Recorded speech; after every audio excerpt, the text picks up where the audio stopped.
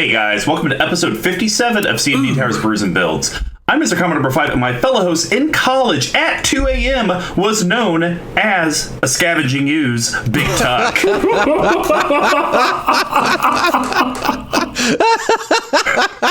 How you doing? That's top. That's tops right there, Mr. Combo. Well done. I can't top that. I had something working. I was working on some bits for some upcoming things, and that just really put him to shame. So I guess hello, Pipers and Piperettes. A card missing from this deck. That's fine. That's fine. All right. I can't beat that. No, I'm doing good. I have a delicious double IPA here from our good friends at Toppling Goliath Brewery out of Decorah, Iowa. It's in the water. It's really good though. This one's interesting. It's called King Sue, and it's brewed at the Field Museum up in Chicago, where I don't know if I made mention of. I used to live and play a lot of Magic the Gathering there. But I'm good. I know you and I are both settling up for our weekends abroad out in nature. So how are you? I know I don't need to hear the cookbook story again, but how are you feeling? Are you looking forward to it? Looking forward to getting away for a little bit? I'm excited. The Godfather is actually going to take the trip with us. Wow, really? Crazy. Yeah. Nice. Yeah, he's getting all packed up tonight. We're hitting the road at 7 a.m. tomorrow, so that'll be exciting. And because he's coming, and because our friend Denny is coming as well, you better believe I am bringing Magic the Gathering with me. So when we are shwasty, get to play some cards at 1 a.m. Here we go. So, classic. I'm hearing some static coming through, but I'm not ready. I can't make it off quite yet. I can't make it off quite yet. No, other than that, I'm good. Took off of work. I tried to do a half day today, which turned into me working a full day. Yep. Go figure. That's how that works. But I have shut off my laptop, turned off my phone, and got my out of office up. So it's just like, leave me the hell alone. I am not working. Disconnect. And I will say, I very much enjoyed seeing you earlier this week. Was that yesterday? Yeah, that was yesterday. Wow. Sorry again about the Sliver Overlord fiasco. Thought I had it. Yeah, look at this. So in the Sliver episode, Big Tuck's like, oh, I got these cards. And it's like, cool. He was going to buy that sweet C&D Tower swag from me, the Mr. Big Tuck Monarch token, the Mr. Common Number 5 Reminder token, and the Squee McGee coin. But then also I was going to give him a Brago and a Unsettled Mariner. Yep. And I was like, yeah, just give me your slivers and like $6 and we'll call it even. That'll cover the costs and everything. And then he shows up with his binder, and I'm like, I told you not to bring your binder. And he's like, yeah, but I don't have any of the cards. Yeah, I was like, good news is I finished sorting everything. Bad news is I traded those to non-listener but friend of the show, Parsons. And I will say this though, I've gotten the swag, and I've had it for the last couple of days. This is the real deal, people. They are really incredible. The artwork looks amazing on it. Marketing Ross, big shout out to you, man. It looks really good. They're all really durable. The only thing I will warn you on is do not do what I've been doing and habitually shuffle these, because it will chip the fronts of them. As you can see right there. So, jeez. But that being said, that just shows the durability of it, right? It's quality when it's heavy. So, no, it's good, man. I'm really excited about that. I'm tentatively excited about today, but, it's weird that we're talking about a tribe which we may know someone who's a member of IRL, which is always interesting to hear about. And this tribe, it's even more unique because it's not a full tribal deck. Yes, exactly. So we'll get into that. You gave me lots of crap for when I built it. So. Could you then call it a cult if it's not a full tribe? Who is this? Identify yourself, caller. This is a closed channel. Who is this? This is Squee McGee. I got this phone number on the back of a urinal in a weird bar a couple days ago. Oh, it's just Squee. Thought we were getting hacked. He's always here with that Manolith commentary that no one asked for. Hey, I haven't done any Manolith commentary in a while. That's how Manolith commentary that you all bring up for me. Every word out of your mouth is Manolith commentary. That is how that bit is supposed to work. Textbook bit work there, guys. So well done. We got the formula down. We're doing great. Well, how you doing, Squee? Oh, I'm doing pretty good. It's been a nice little week here. Worked a couple days. Edited some podcasts. Sat outside. It was pretty nice. Sorted some cards. Bought a couple more packs of Double Masters. Unfortunately, Double Masters is Squeeze Modern Horizons Yes, for me. 100%. Yeah, Double Masters is Squeeze Crack right now, and it's going. It's a very up and down roller coaster. 2 packs Just at a like- time. just like- You just go like to the crack. store. Sometimes you get, Force of Will. Sometimes you get a collective $2.50 worth of cards out of 30. Who knows? Now, I don't want to say it was a quote unquote personal experience, but I have heard from some people who have used this substance, who certainly aren't me, that crack itself is a bit of a roller coaster. So it seems like we're meshing that all together as well. Well, I cannot confirm or deny that. With that, I will tell you I have no recollection of the event in question and get the hell out of here. All right. Well, if you want to know more ways to support Squeeze Double Masters addiction and all the content we put out, head over to our sponsor, level1gameshop.com. They do sell all the accessories you need for your tabletop board game experience, your card game experience. Also, from a Magic the Gathering perspective, they do sell singles and sealed on their TCG player store. Check them out. They're amazing. They help get us the giveaways to give you guys. If you would like to help us directly financially help pay to keep the CMD Tower brick and stone and mortar together, you should head over to our Patreon, patreon.com/CMD Tower. We have 4 different pledge levels, and the rewards vary from getting access to the awesome Discord that is, once again, I say it each week, it is lively. I love it that you guys are all in on this. I definitely try to chime in, but it's like I'll go in, I'll say one thing, and I'll go away from my phone, and I'll come back, and it'll be like, there's 50 plus messages. And it's like, oh my God, how do I keep track of things? Yeah, it's a lot. So it's amazing. And then, of course, our top tiers where you get all the CMD Tower swag, plus just supporting the team. If you guys can't help us out from a monthly perspective, you could just, head over to cmdtower.com/merch. You can still get that sweet collective swag. We do have special bundles on there to where it's a little bit cheaper than just buying all the stuff together. Check it out. It would help me free up space in my basement because it is just filled with CMD Tower stuff. If I died today and they came to my house, they would think I'm a hoarder of this channel. Hoarder. But if you guys cannot, if you couldn't help us out financially, though, just share the content you're watching and listening to. Every little bit of interaction from the collective does help. And of course, Pink Royal, props up. And stay tuned till the end so you guys can get details on how you could win that Zendikar Rising bundle, or us legacy players would call Fat Pack. So Brews and Builds is our deck tech series. Since we conquered our path to 32, we have moved on to the endless themes that EDH can bring us. Each month will be a new theme, and we correlate how these decks are constructed similar to how a beer is brewed. So we broke it down into 4 different categories. The first one's ramp and setting your board state. That's grains. Yes, and grains are the foundation of every beer. They include both base malts and specialty malts, usually in a 60-40 ratio. This helps with the color, the taste, and most importantly, the alcohol content of the beer. Decks always need ways to grow, stabilize, and ramp into your bigger threats, and just like a grain profile, they're usually a mix of staples and specialty cards. And the next one's going to be, how does your board interact with all of your opponents? We call that hops. And hops give the beer its patented bitterness and herbal and floral flavors. They grow in a variety of strands and help distinguish subcategories like this double IPA.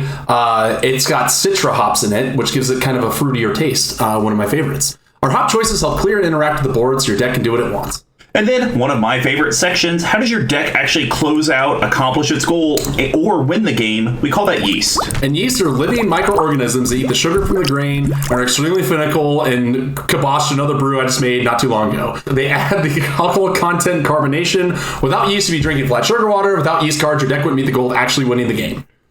And then, sometimes you have these cards that just don't actually fit anywhere in there. It could be a pet card, it could be an oddball synergy, or, like my Loro deck, the 4th sub-theme of the deck. We call that the spice package. And not every beer has them, but spices and other additives help separate a normal stock beer from a specialty one. It could be the pepper that turns a stout into a jalapeno stout, or the addition of backwater that turns a red ale into something you throw out in your backyard. Not every deck has something that makes it pop, but if it does, this is where we generally talk about it. And then to seal off the episode, we have a bottle capping. These are going to be Big Tucks and Eyes, cuts and recommendations to the deck that are under $5, under $50, and a no-budget personal recommendation. We just can't talk about mana-only lands, which this deck already has the only mana-only land you'd ever want to talk about. So, without further ado, let's get brewing. To continue September, we're talking Tribal Month, and this deck puts Big Tuck on tilt more than any of my other decks because I call it Tribal, even though over 50% is Tribal, but the other 40-something% isn't. We're talking about Marwyn's Conclave and their pets. So this is my take on mono green elf tribal. Over half the creatures in the deck are elves, and then if you add in all the other things that make elves, it's like 60-ish% of the deck is elves.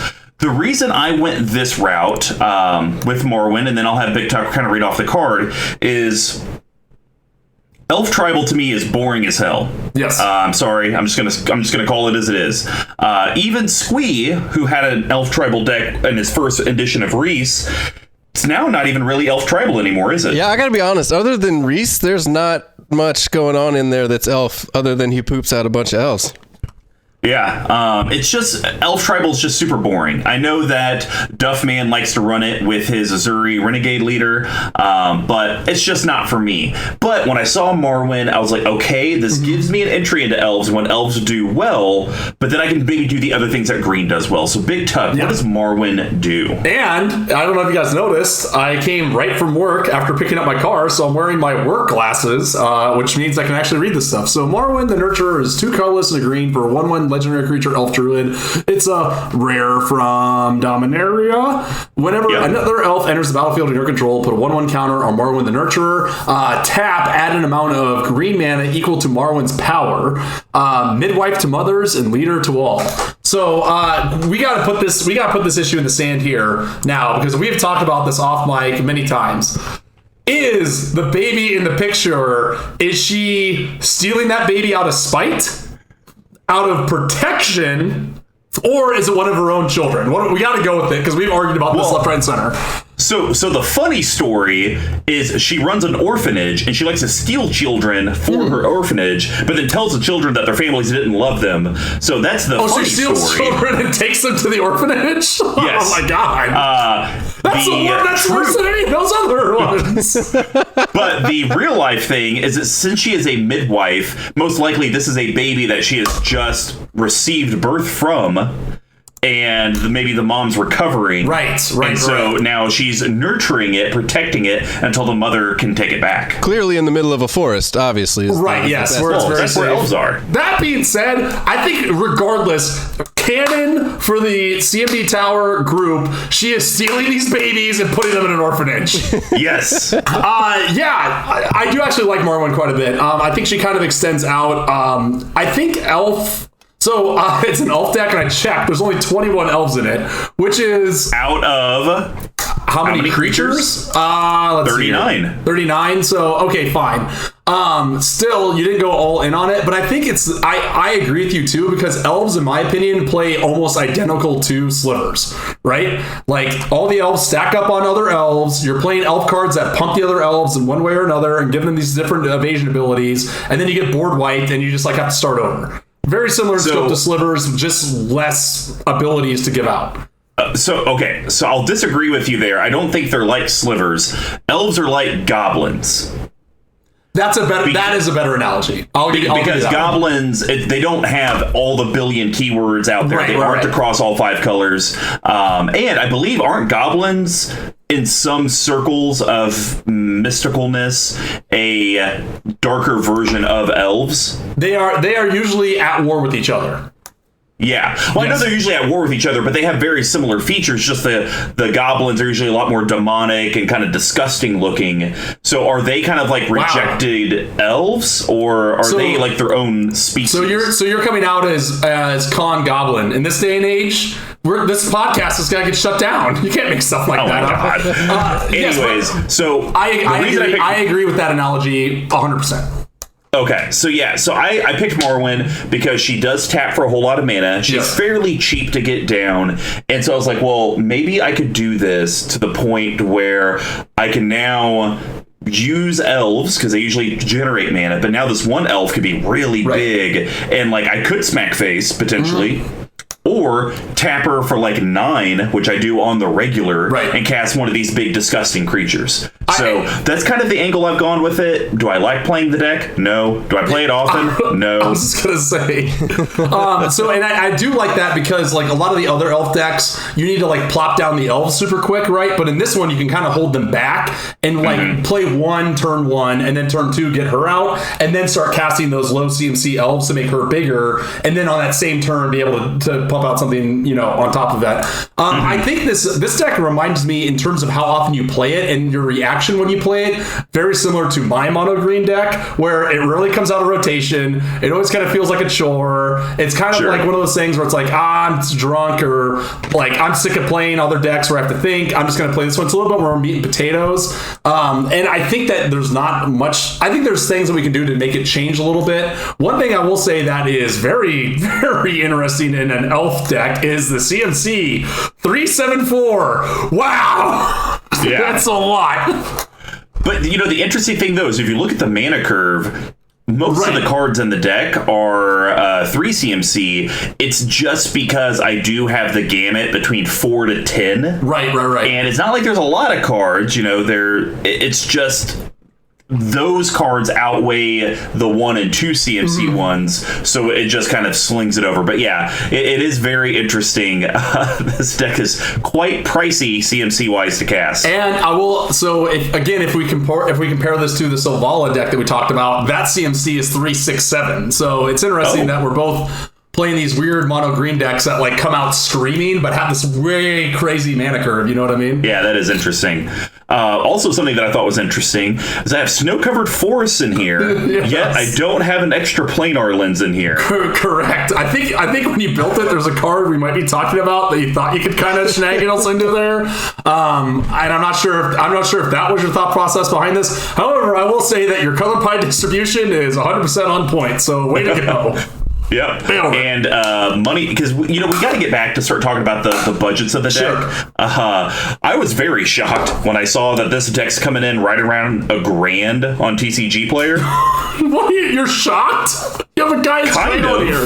That's half the budget, or third. I mean, Gaia's Cradle is coming in at $350. Right. I'm surprised that Gaia's Cradle right now, by the way. Well, that's TCG Player average right now. I mean, I guess if you go off Card Kingdom prices, this deck's like $1,700 almost. Right. But I was very surprised by that, just because like outside of Gaia's Cradle, like there's only a couple cards that are fairly expensive. I think this just kind of shows that sometimes when you have these 6 or 7 power decks with good cards, it's just a lot of $2, $3, $4, $5 type cards, and then if you have a foil, then it's like a $15 card. So yeah, and if I'm looking at it here, I'm seeing that like your less than $2 pile is only 59 cards, which if you're looking at like most like more budget friendly decks, it's usually like 60, that's usually like 70, 80, and then you have these outliers. So again, you have 21 cards that are between $5 and $20. So yeah, I think that's your point. It's very much a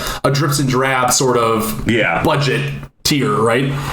Exactly. Minus a few top end ones. Yeah, there we go. All right, guys. Well, let's dive into this. Let's figure out how her conclave and their pets win, and just kind of meander. So we're going to start with the Rampant Green Bill. I'm going to talk about literally one of my favorite green cards. It deals with counters, and you get to shift them around. Oh, this is a good card. Forgotten Ancient. Yeah. Oh man, this is right up there with Torin Mauler for me. Like, interesting. Oh man, and if I could have both of them, give it to me, baby. So Forgotten Ancients, 3 colorless green. It's a creature elemental. Surprising that the foil copy's coming in at almost $5. Yeah. I didn't think the card was played that much. It is a rare. And it states, whenever a player casts a spell, you may put a +1/+1 counter on Forgotten Ancient. At the beginning of your upkeep, you may move any number of +1/+1 counters from Forgotten Ancient onto other creatures. Its blood is life, its body is growth. So, we're in a usually minimum 4 players in a pod. So this thing is just getting massive on rotations. Here, the other cool thing about it is that I like how it says you may move any number of +1/+1 counters off of it, because you may not need to offload all of them from Forgotten Ancient onto another creature, because maybe you have a creature that you really like in your hand that you want to get all the counters onto. But you know what? I'd like to put 2 on this other creature, and then maybe I only have 6 left on Forgotten Ancient. So it's nice that you have the flexibility there. But this is a card that draws hate, but I very rarely see people just use Path to Exile or Swords to Plowshares on it. It's very weird. Like, everyone screams about it, but then no one does anything about it. Oh, explain Forgotten Ancient. What are we going to do? And then it's like, I'm going to tap out and play 3 spells. All right, I'm going to tap out and play my commander. All right, I'm going to tap out. You know what I mean? Totally. Yeah, I agree. And like, I think it's weird. You do have a handful of like +1/+1 counter synergies in the deck, and sort of things that kind of go with that, which is interesting. But I think this card on its own stands up. I think the reason why this card is, I like it way better than Taurelian Mauler. Tauren. Thank you, Tauren Mauler. Oh, I tried to make it way more hard. So the reason why I like it is because it's any player, right? So there's going to be turns where you're going to be casting 2, 3, 4 spells, even if they are like low to the ground stuff, which is going to make him bigger, which will either make something else that you need to get in the red zone bigger with, or give your commander even more ability to get bigger stuff out faster. So it definitely, and that's exactly why it's in the grain build, because it traditionally is used, because people will actually use spot removal for Marwyn than Forgotten Ancient. So it's like, okay, you removed Marwyn, now I'm going to cast her for 5. Well, no big deal. Forgotten Ancient has like 7 counters. So next turn, I'll just put 7 counters on there. Now I got 8 mana off my commander. Exactly. So, That is interesting that you bring up the point of how no one ever removes it. No one ever does this. Tauren Mauler, people will get rid of left, right, and center. Which is so strange. This card's so much better than that. No. So what is your first grain card? So this is one I'm glad that Kate made it into it. It was a card that Squee most graciously broke the bank for and got us copies of. It's an enchantment that I think in this deck is pretty much just a better wild growth Utopia Sprawl sort of effect. Is this... You need to count down? Okay, cool. So we're talking about Elvish Guidance. So 2 colorless in the green for a 28 cents enchant land. I did open the wallet pretty big for that one. Yeah, I know. It was very generous of you. Whenever enchanted land, you could have done that for Tygas. Whenever enchanted land is tapped for mana, its controller adds green to his or her mana pool for each elf in play. Our home never forgotten. Old home never forgotten, new home ours forever. That's kind of dumb. So again, the thing I like about this is that you're going to be, especially with this deck, where you're going to be sequencing your elves out a little more differently than you would in most elf ball decks where you're trying to rush out. It's a fast deck for sure, but as we talked about with Marwyn, being able to control when you play your low CMC elves, really kind of helps this push this card over the wild growths of the world. The other thing that's I think important is for each elf in play, there are a lot of decks. Prosh, for example, I think has 1 or 2 elves in it as mana shirts, right? Like people kind of run them in a lot of different decks just because they're so fast to accelerate, especially like the Elvish Mystics and Llanowar Elf of the world. So I think that's a really interesting perspective of it as well, and the fact that you will probably be able to plop this onto a land, right, by tapping your elves, by tapping Marwyn, and then immediately be able to go off to the races for 5-6 mana that same turn, and then that'll only grow over time. And as we always talk about, it's an enchantment, so it's going to be really hard to get rid of. It's a good card. I've never gotten to play it. Really? I was just going to ask. I can't wait for the day that I actually get to use it, especially if I'm in the same pod as MTG Lord of Leaves and Squee, because I'm going to plop that down and be like, I tapped for like 90? Well, is that okay? With a Gaia's Cradle and a... oh, God, what's the elf? Priest of Titanium. Oh, God. Put all 3 of those What if I put Elvish Guidance on Gaia's Cradle? Oh, that's some tech right there. Oh, man. Oh, and that's even better. It's tap for mana. Oh my gosh. I thought it was a replacement. Holy cow. Yeah, like I was going to ask, have you ever seen this? I put one of these into one of my decks. I've never seen it ever again, so here we are. Since I purchased these 4, I also have never played it. So there we go. There we go. All right, so my next one is actually...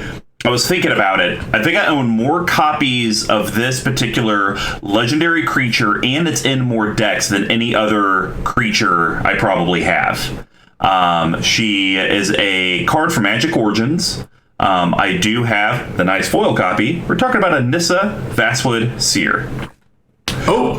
Yes. 2 colorless green, legendary creature, Elf Scout. She's a 2/2.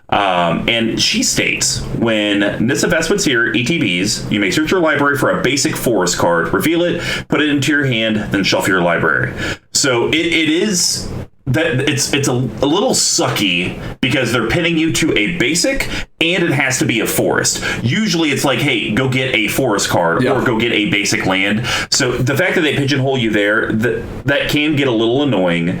But here's really why I love this card in this deck, and I probably run it in like 5 or 6 different decks, to be honest.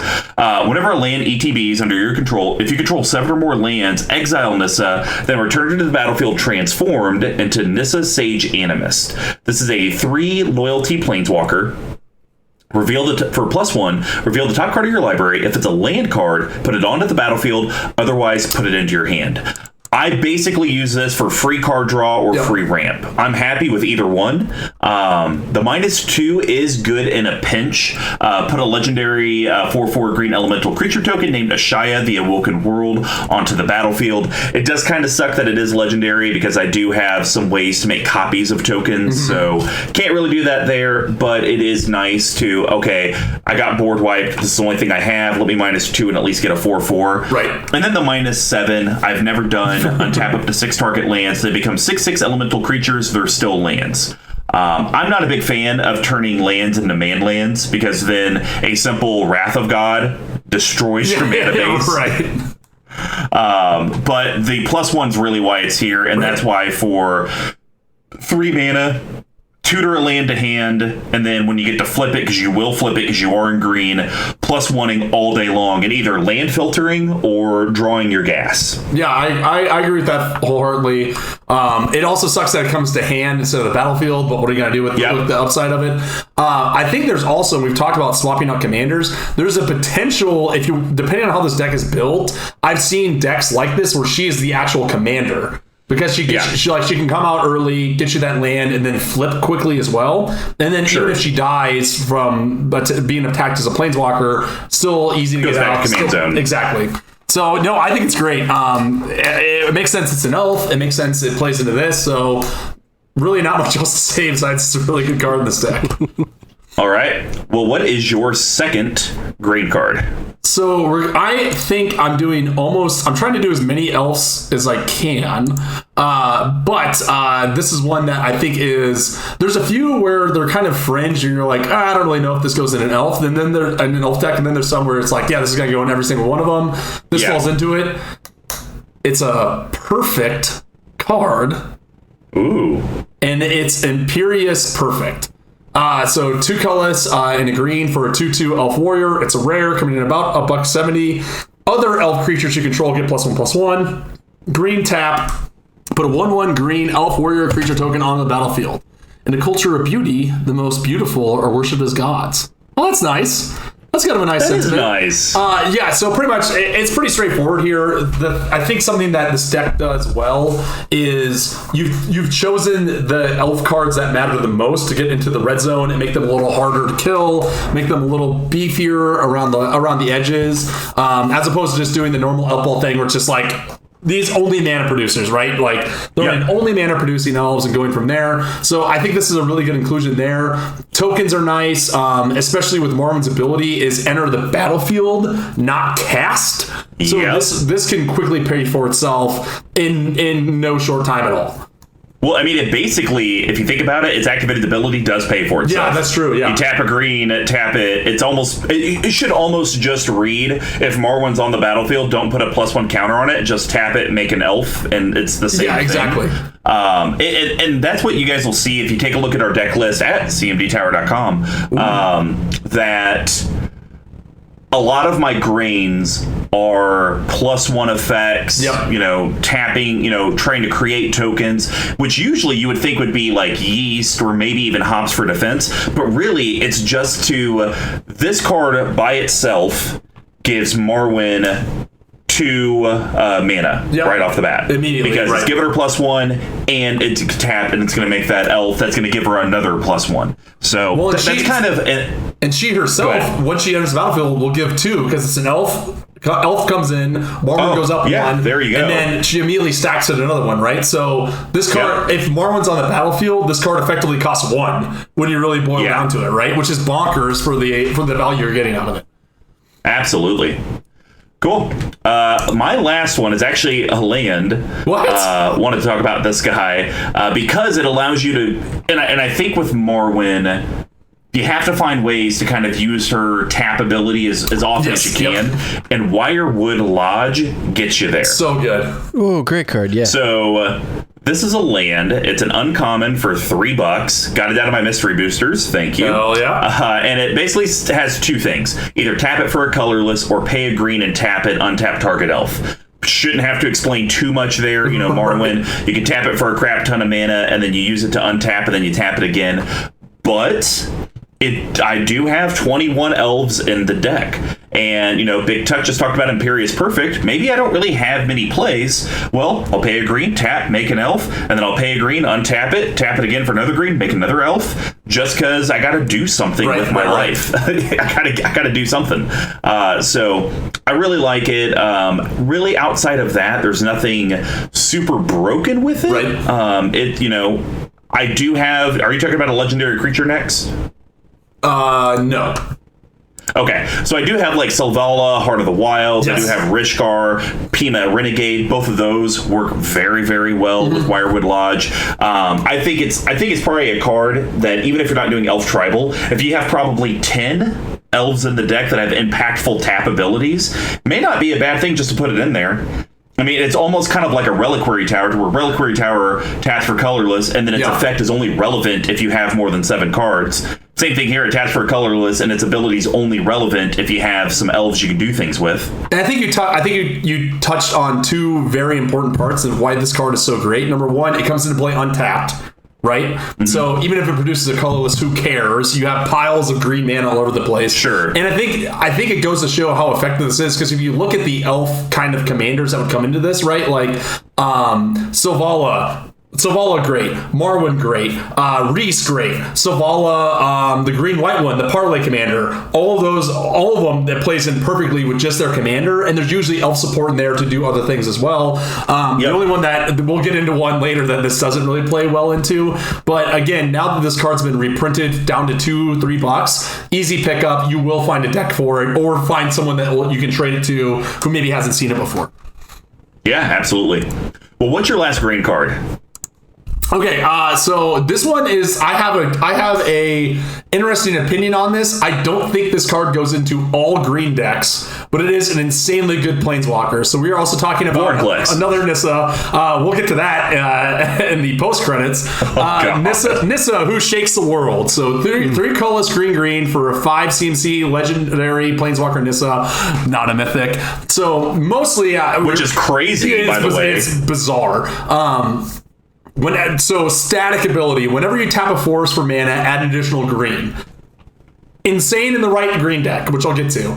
+1. But also, it doesn't even say basic forest, yes, correct. Just a forest. So your dual lands count. Covered as well. Yes. Dumb. Absolutely.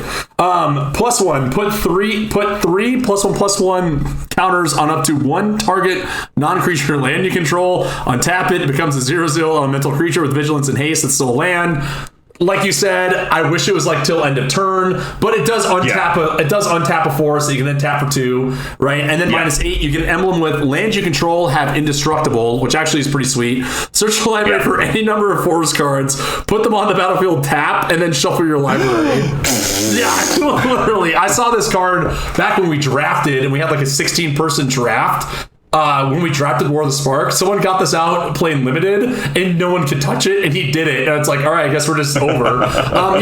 It's really good in this deck because this, comparative to most elf ball decks, this is one that's a little bit more like mid-range in the sense where you can get cooking earlier, but if you can make it past the first 3 to 5 turns, then you're really going off to the races. And being able to plop this down and have mana open is really gonna go nuts.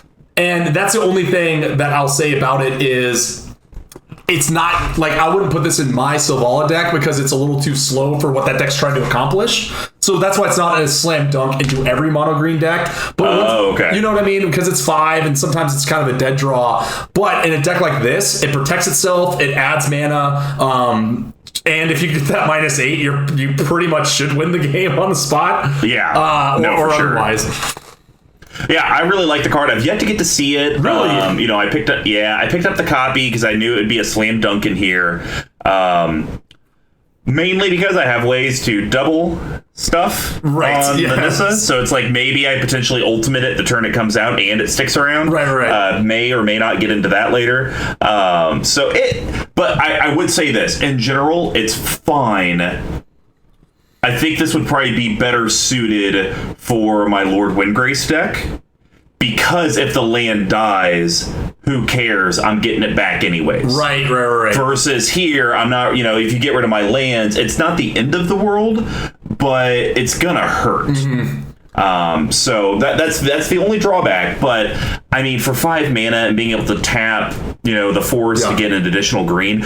Honestly, if Marwyn can tap for 5, I'm tapping her, putting out Nissa, and then I'm using all my lands now that probably tap for 10. Else. Yeah, exactly. Like do whatever I want. So the only I do have a little postscript here. I believe you have a sorting error in your grain profile because you have Vorinclex as a grain, 100% a hop card. I pass priority. No, sir. Because whenever I tap a land for mana, add 1 mana to my mana pool of any type that land produced. And how many effects do you have that does that in this deck? 4 or 5? Yeah. And how many on the other side of it? When an opponent taps a land, it doesn't untap next turn? But that's not why it's in the deck. It's in here purely for green. Purely to help me out. So there's a sorting error. Vorinclex should be in the hop profile. And that concludes my TED Talk. Thank you for coming. All right, well, that's going to wrap up the green bill. Now we're going to head over to hops. Big Tuck, continue that TED Talk. What's the first one you're talking about? I hope that you do decide to be an insane person and get the Commander Spellbook green, because that's going to look real good in here. We're talking about another Planeswalker that is bonkers in this deck. Yes, we are. Yeah, Freyalise Llanowar Fury. Freyalise is a Planeswalker Freyalise. It's a mythic with 3 loyalty counters that cost 3 green. +2, put a 1/1 green elf druid creature token onto the battlefield with tap, add a green to your mana pool. -2, destroy target artifact or enchantment. -6, draw a card for each green creature you control. And for you guys that don't know, Freyalise Llanowar Fury can be your commander if you wanted to. This is one of those crazy Planeswalkers that when you look at it, you're like, it seems valuable, but when you actually play it, this fits into everything but the spice in any deck it's in, right? Like, gives you a blocker and a ramp card, destroys, as we talked about repeatedly, artifacts, enchantments, which are that removals at a premium, and then finally, if you're playing a deck that's at least half or even a third green, you're going to be drawing piles of stuff. Like, it's bonkers. Yeah. I remember when this first came out, I was like, all right, great, another elf card, right? But then now I've noticed I have it in, like, more and more decks as it's grown old. So just an amazing card overall. So it's interesting because you got the -2 and the +2, and usually when you see those types of abilities, there's another Planeswalker in the hop section that I'm not talking about. I don't know if you're talking about it. I'm going to take that as a no. Okay, yeah. So Vivian Reed is a good example of this. So Vivian is done the way that cards are traditionally done, where the +1 doesn't affect, but then it's a -3 to destroy the artifact enchantment. She also can do a creature with flying. But Freyalise is just, +2 to 5, create an elf, that's a blocker. -2, back down to 3, destroy target artifact enchantment. Let's +2 back up to 5, let's -2 down to 3. Just keep going back and forth. She never goes lower, and I think that just makes this card, that's why this card's $10 and it's a 5 mana card. Exactly. No, I was gonna say I completely agree. And then it's enough that you're pretty much just pooping out Llanowar elves. But on top of that, each one of those is making Marwyn even stronger to be able to tap for more. And then the turn after that, that elf will also be able to tap for more. So like it really explodes you out into the bigger stuff on the higher end, even faster than any other Planeswalker at this rate could. Yeah, and you hit the money on the head. That Commander Spellbook green, I'm going to have to get it, considering I have 2. I have 2 of the cards that are in there that I do not have in foil that I need to get in foil for this. So. Exactly. All right. Well, that was my first one. So my next card is actually one of the best removal cards that's not a removal card, but it's freaking amazing. And I do have Squee McGee to thank for this because I had never heard of the card before. Also, the card is almost $11. Yeah. Song of the Dryad. Yes, and yes.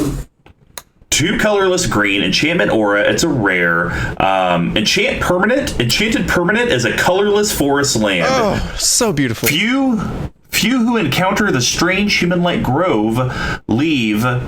What? How? That doesn't even sound like proper English. Few who encounter the strange human-like grove leave once the lilting chorus of the dryads reaches their ears. Yeah, that's fine. That's it's not hitting my ears grammatically right. sound. But in Commander, what do you usually build your deck around? A commander, a legendary that you always have access to. Not today. It's a tree. This is the best removal spell in green. One of the best removal spells in the game, because the key part is enchant permanent, enchantments, planeswalkers, commanders. Big lands. hairy creatures that are terrifying, like you said, lands, anything. It's such a catch-all for such a low price, and it's an enchantment, so again, it's going to be extremely hard to remove. Hard to get rid of. Then printed twice. That's why it's so expensive. And you know what needs to happen? I need to get an altar of this that's Don Cheadle as Captain Planet saying, "You're a tree. Yeah, right. You're a tree." It's all trees. Oh, I'm gonna watch that tonight. That actually, I got a drunken nightmare from that Captain Planet thing, because no one can stop him. Like, it's the same nightmare. It's the same nightmare I had after I saw Dark Knight Rises, when I realized no one could stop Bane, like not even Batman. So it's like weird nightmare about like living in a city under Bane's control. It was very bizarre, but that's the life. That's the life I live.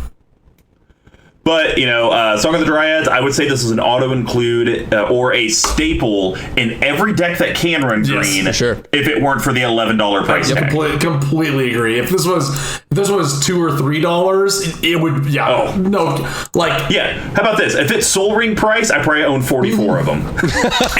Because it's like, if you think about it, it's just a better Beast Within. Like, it really is. That's how it boils down to. All right. What is your second Hops So card? you correctly identified that me and this card have a lot in common in the top of the cast, and it's one of the few non-elf cards that actually works really well in this deck. I am talking about your old friend, modern staple, Scavenging Ooze. So colorless and green for a 2/2 on curve creature ooze. It's a rare. I think it's under $1 now, which is kind of nuts. It used to be like $6, which is great. Well, it got printed in a standard set, so it got printed the hell out of it. Just a green. Exile target card from a graveyard. If it was a creature card, put a 1/1 counter on Scavenging Ooze and you gain a life. What more do you want? Like, we've talked about this ad nauseum. Also open for trade, Aaron. That graveyards matter. Most decks, if not all decks, have some card that target graveyards, right? Whether it's your own, whether it's someone else's. It's just like a second. If you're playing Magic, right, especially Commander, it's kind of functions as like a second library. So to be able to have this out at instant speed for the low cost of a green to completely flummox any sort of reanimator strategy at will is so powerful on a 2/2 creature. It's bonkers. Yeah, I mean, and its flavor text is on point. In nature, not a single bone or scrap of flesh goes to waste. In your refrigerator, 2 a.m., not a single chicken wing or slice of pizza goes to waste. Even if it's not yours. Ooh. So yeah, I love the card because here's the thing. I do have some stuff I can do at instant speed, but not a lot. Yeah. So a lot of it's going to be, okay, well, I'm going to pass the turn, and then I'm going to wait for my next turn, and that's going to be my turn. Right. So it is nice with the Scavenging Oozes of the world or the Imperious Perfects of the world to where I could do something on other people's turns. And even if they don't do anything that matters for this stuff, because I've played Scavenging Ooze, no one does anything graveyard-wise that I need to target, but it's just like, oh, at your end step, I guess I'll pay 6 mana, and I'll exile that, I'll get rid of that, and I'll just get rid of some stuff because I might as well. Yeah. You're killing stuff. Even if you're picking off stuff that's like flashback fodder, even if it's not creatures, you're still getting value, right? Because you're just limiting options. Well, and the crazy thing is I think this is also a card kind of like Song of the Dryads that you should be running probably more than you are. I completely agree with that. Right now on Tapped Out with my deck list, I have it in one deck. This deck. Really? Out of all of my decks, yeah. I mean, and I got a bunch of copies. It's just I don't know why I don't think to run it.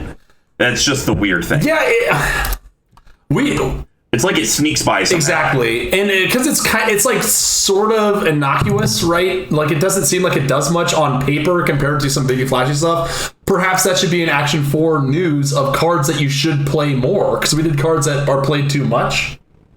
What about that? But I guarantee right now, like it's in the thousands of decks. Yeah. What do you think the over/under is on 5,000 of decks that can play it? No, that it's in physically. Over/under 5,000. Under. It's in almost 14,000 decks. Holy cow! I also have it in one deck.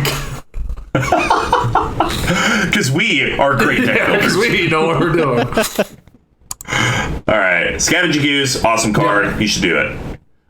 So my last card, I think I've talked about this in previous casts, whether it's our alternate universe MTG Action 4 News or this universe Brews and Builds, to where green sometimes has issues with flyers.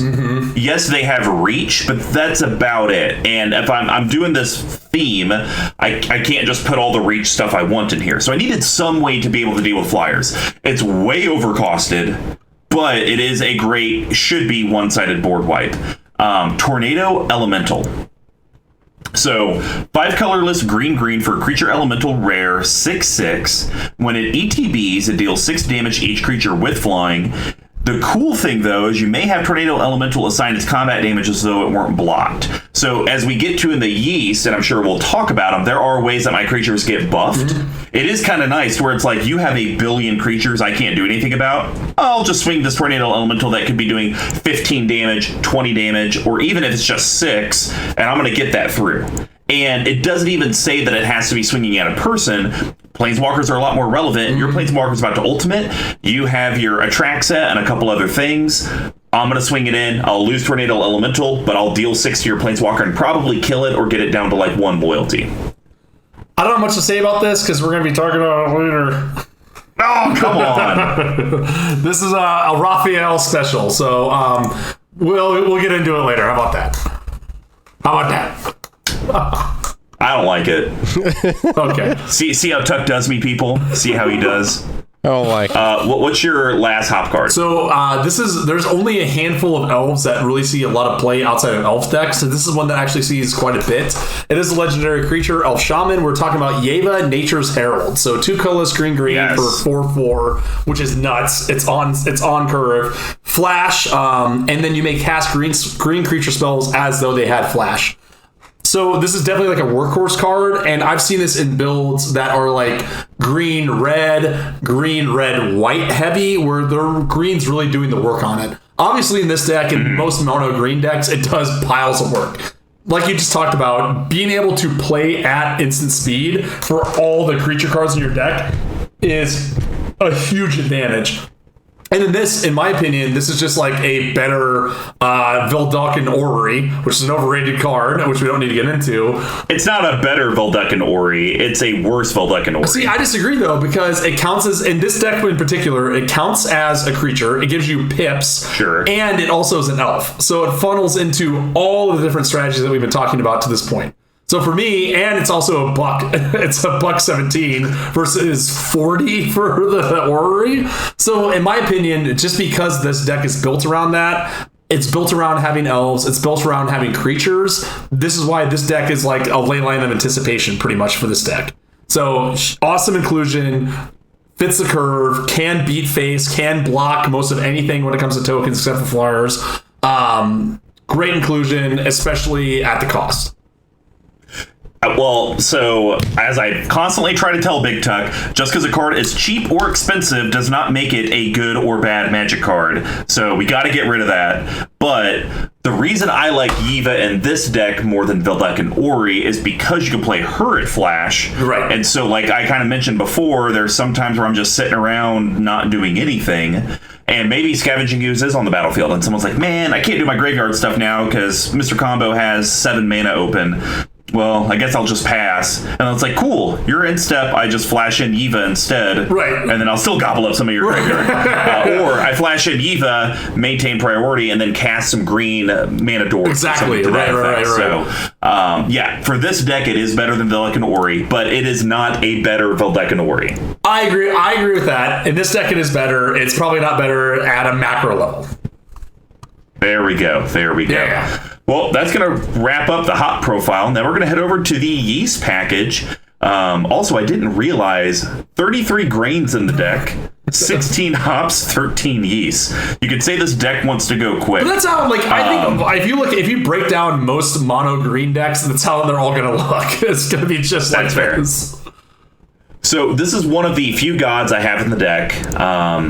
I'm usually pretty iffy about it, but I think this one hits home on a lot of levels. So 3, 2, 1. Nylea God of the Hunt. We're just talking about it is a 3 colorless green legendary enchanted creature god. It's a mythic and it's a 6/6.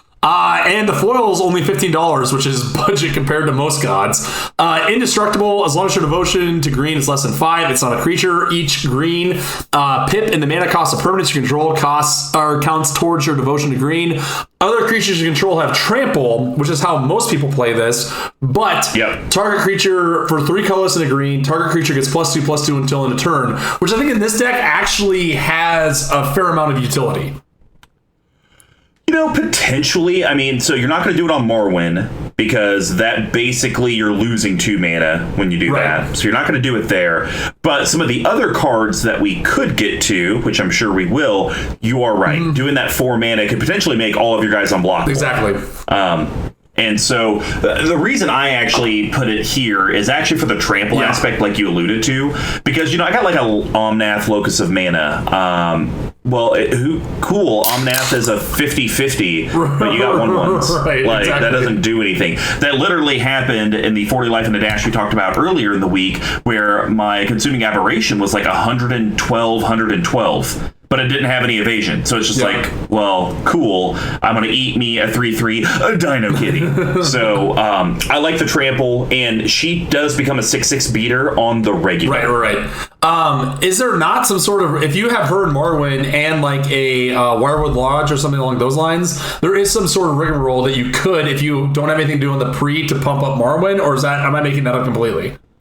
So you can pump up Marwyn. It's just a deficiency to do it, right?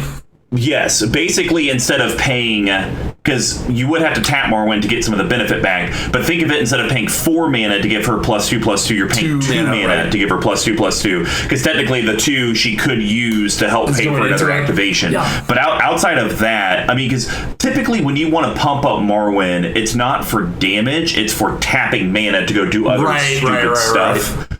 So... yeah, I thought I had a line in there, but I guess I'm just an idiot, so here we are. Hey, that's all right.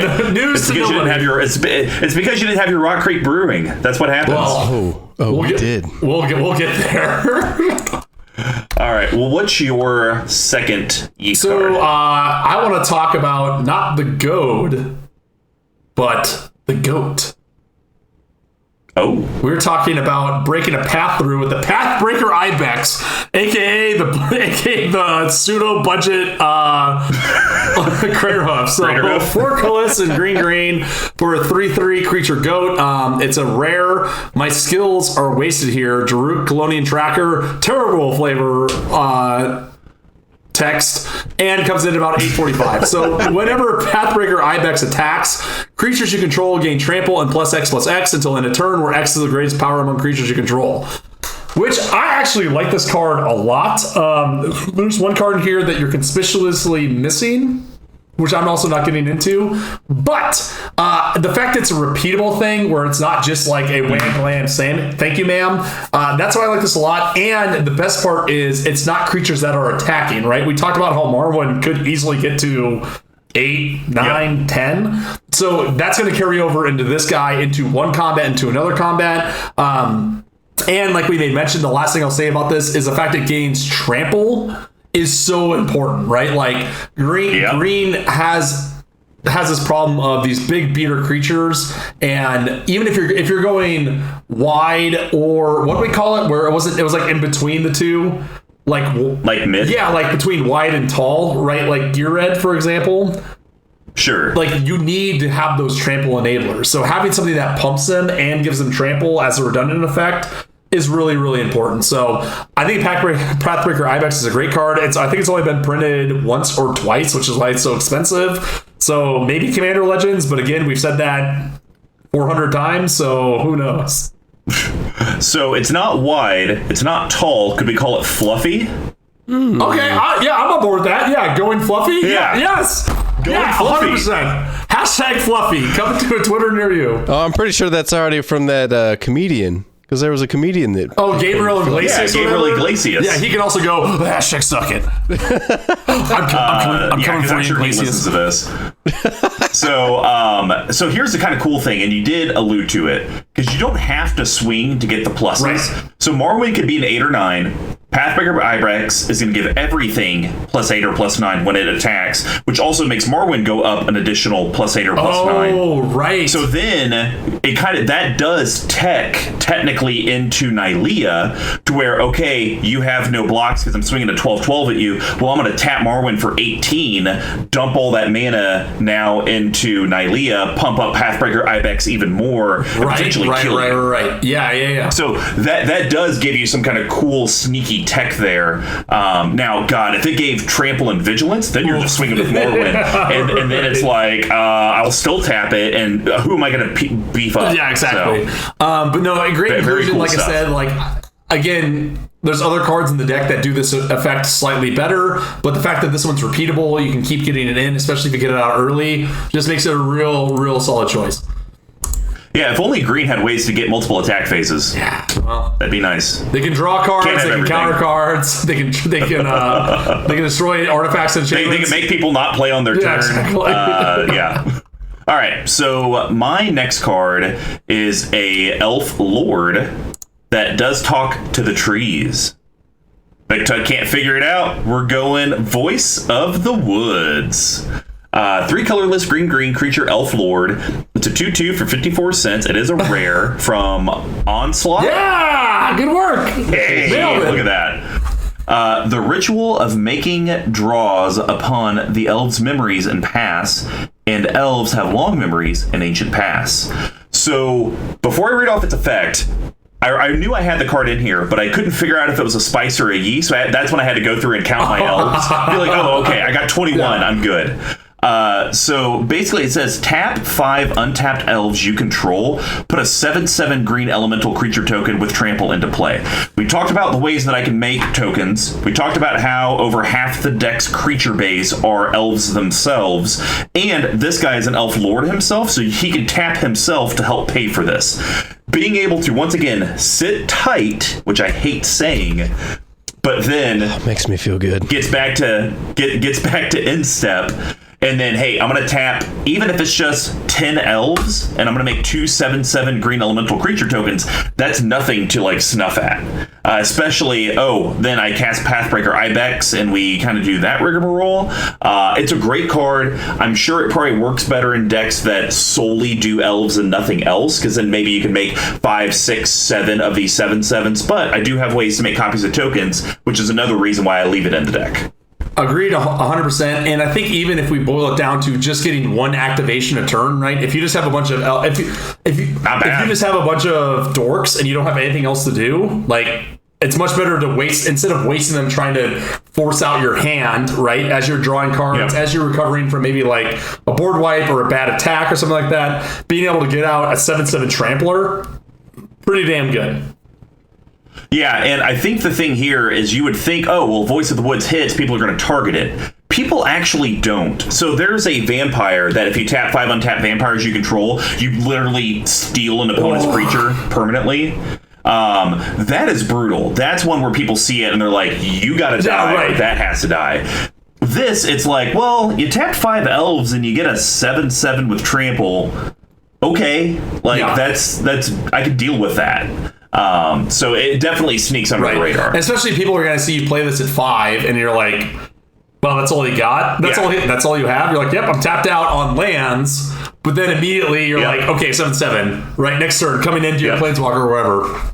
100% agree. And coming to a planeswalker near you. And it's a cute addition. So, props to you, man. There we go. Well, what is your last use It card? is. I want to talk about another legendary elf warrior. I wish this card cost $200 because I freaking hate it. We are talking about your old pal Azuri Renegade Leader. I'm surprised you're talking about it. I hate this card so much, but it's so good, and that's what makes me so frustrated. So, Renegade Leader is 2/2 colorless green. Great hero or grand betrayer. The truth of Azuri's legacy is clouded by the fog of legend. That's some good flavor text. So that is good. Green, regenerate another target elf. Very important. That doesn't say a elf because I've gotten into some heaters around that. And then 2 colorless green. Elf creatures you control gain +3/+3 and trample to the turn. Doesn't require overrun, basically, right? It's exactly overrun. Yes. Doesn't require a tap. Can be activated as many times as you want during a turn. I hate this card. This is like the premier. This is like the one elf that does not work with Wirewood Symbiote, but also is an amazing commander if you're going to do the elves. Also, #suckit, Duffman. Also, #coward, Duffman. Not great, but it is so good. I think if you're running 15 to 20 elves, it's an auto include, especially for the generate, especially if you have an elf commander, to be able to regenerate there. Just overall bonkers. Yeah, I love this card because we've kind of talked about it in this section to where if there's ways to get Marwyn bigger without tapping her and sacrificing a lot, and basically think of it this way, you're really only paying 2 mana to give everything +3/+3 because Marwyn's going to go up by 3. So this is one to where you potentially can swing with a whole lot of your stuff. And then it's like, okay, I'm going to tap out, activate it twice. Did +6/+6. Marwyn's now a, 20/20. Well, now I'm going to tap her, do it 4 more times, do another +12/+12. I just gave everything +18/+18. Have fun. So upsetting. But again, it's one of those cards that, I just wish it was more expensive so that it would be run in every elf deck ever. But what are you gonna do? So I don't know. Yeah, but also here's the thing: it's a lot of mana. True, very true. And traditionally, you have to have elves to tap to do that type of effect. Right. So I think that's where, from a design perspective, it's like, well, yeah, if it only costs 2 colorless, then sure, it's super broken. But it does require the 3 green, and traditionally elves ramp by having other elves. Okay, I'm tapping some of my dorks, which sacrifices power to be able to do this ability all the times. I think where it just ends up breaking is when you have things that can make gobs and gobs of mana, like your Gaia's Cradles, like your Marwyn the Nurturers, like your Cradle Itlalamanka the Sun. Those are the types of things that just really put this thing over the top. All right, well, that's going to wrap up. Oh, no, I got one more. Ooh, Mr. Combo almost skipped himself. And this is actually one of my favorite cards in the deck. $11. Good God. We're talking about Colonian Hydra. Oh, yeah. 3 colorless green. It's a mythic creature Hydra, and it's a 0/0. Trample. When it ETBs, it comes in with 4 +1/+1 counters on it. And I think that's very important because sometimes the Hydras come in with X counters equal to the mana that was spent. So if it gets blinked, they come in and die. This one will always come in as a 4/4, so it gets to live. Before I read its ability, that's bonkers. Even Baloths fear its feeding time. We're going to be talking about Baloths not too far in the future. This is a deck I actually think it works in, though. That's the crazy thing. Okay, anyways. Whenever Colonian Hydra attacks, double the number of +1/+1 counters on each creature you control. It's insanity. You kind of alluded to it. I do have this loose +1/+1 counter theme kind of floating through the deck. So the fact that he just doesn't double his own, which, believe it or not, I have done that on accident where I only double his and I don't do anyone else's. Hey, want to know something funny? I've also done the same thing multiple times. I think that's the reason the card's probably $11 is the fact that you double all your counters. Frenemy Dan, do you have this Imperial Toothy? Because if you don't, you should. Yeah, need to have it there. I've seen this goes rampant. It attracts the +1/+1 counters. It's just really good. And effectively, what you're thinking of is you're paying 5 for what will be an 8/8 when it attacks. Yep. Right? Like, which is just insane with an upside. Yeah. And it has trample. Yeah. So. It's incredible. I love Hydras, man. It is incredible. Some Hydras got it. A lot of them don't. No. Well, that's going to wrap up the East package. Now we're going to head over to the Spice. Big Tuck. Not a lot of options. We got 4. Here. So I'm going to go with the one that I like the most. And this is something we've talked about several times. I think this is one of the decks where this zombie god is going to be making a big splash. I would cut this thing if it weren't for the fact that I have this foil sitting around with no home. So we are talking about God Eternal Ronus. So 3 colors, green for a 5/5 legendary creature, zombie god, death touch. When it enters the battlefield, double the power of each other creature you control until end of turn. Those creatures gain vigilance until end of turn. When it dies or is put into exile from the battlefield, you may put it in its owner's library, 3rd from the top. So again, this card might as well just say redundancy on the top of it. It's not supposed to be God Eternal redundancy. Because, again, as we talked into it, can make a big swing when it comes down, right? It's effectively an overwhelming stampede on a creature, which is great. A little bit. You don't get trample. Fair point, but that's why you have the Nyleas and the Pathbreakers of the world. Sure. But then now we're talking magical. Of course. But I'm saying, like, the more of these effects you have up stacked with each other, the more chance it's going to happen. Fair. But it also makes your commander. This also is like a very fringe ramp card where your commander can get huge and pay for itself and then dump out more stuff. So I just like it because it's a card.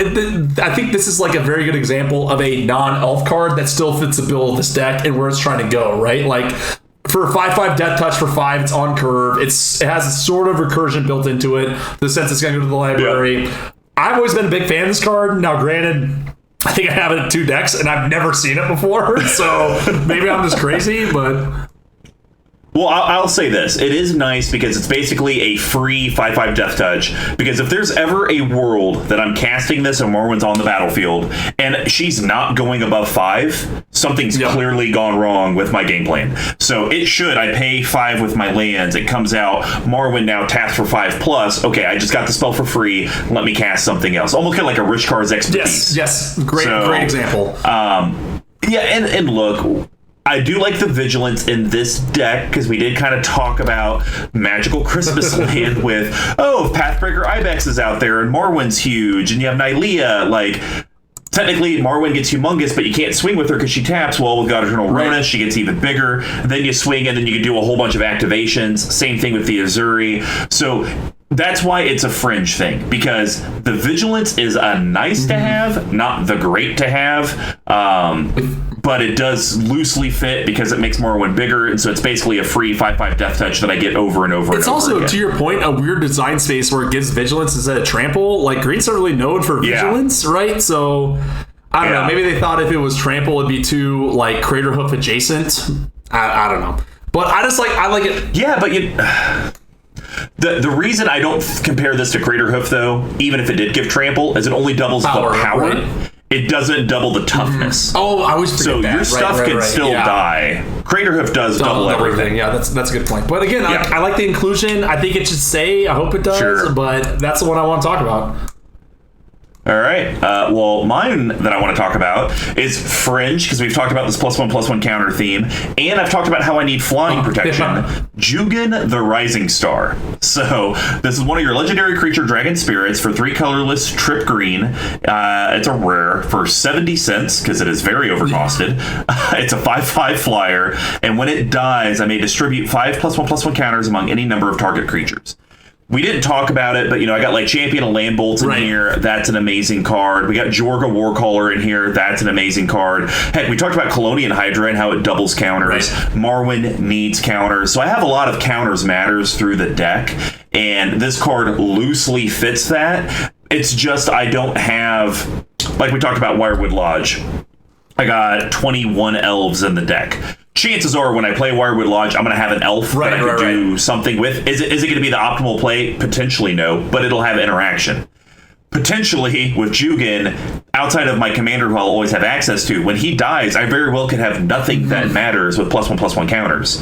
It would be great if I had forgotten Ancient and I could just shove it all on there and save it up for the next creature, but most likely it's going to be like a Nissa Vastwood Seer, and it's like, cool, it's going to flip and I'm going to lose all the counters. I think you bring it. So I was surprised when I saw this, but I think you bring up a good point. Like, you have 5 or 6 cards where +1/+1 counters matter, and it's also fights against flying, and it's a 5/5 flyer on its own, right? So it's a weird inclusion. It's definitely a spice, and this is one of those Elder Dragons that doesn't really fit into a whole ton of places. I think with the way you built this deck, especially if you can get this out early, turn 4, turn 5, it's gonna do piles of work for you. So I like seeing it, and I looked at this, I wanted to hate it, but then I was looking at it, it's like there's just enough there to make it work. Yeah, no, for sure. Because I think there's 1, 2, 3, 4, 5, 6. I think I got 6 things in here that deal with counters. Right. 6, and then 7, 8. Yeah, I got 8 things that deal with counters.